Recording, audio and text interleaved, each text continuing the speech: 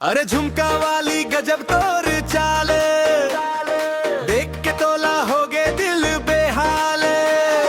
नैना के तीर मारे धीरे धीरे, मोर जिया डोले रे धीरे धीरे।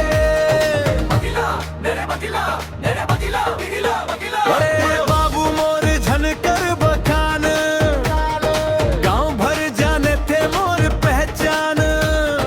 तोर बात सुन के हंसिया जाते, मोर संग माया कर भूत बताते।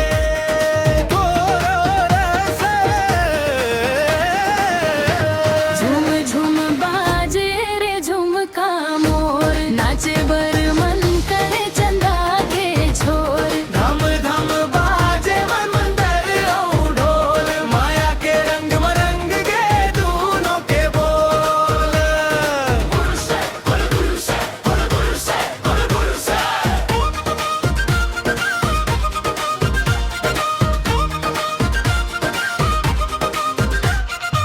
रायपुर हाट मध्ये खेळ हे व तोला, तबले बस गे मोर अखिया मतोला।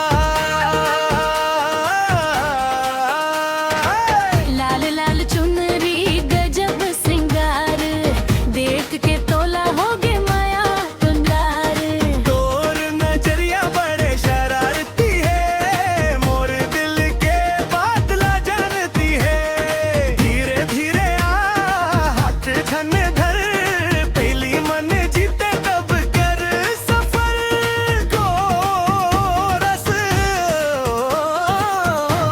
झुम झुम बाजे रे झुमका मोर, नाचे बर मन करे चंदा के छोर। धम धम बाजे बबर ओ ढोल, माया के रंग मरंग के दोनों के बोल।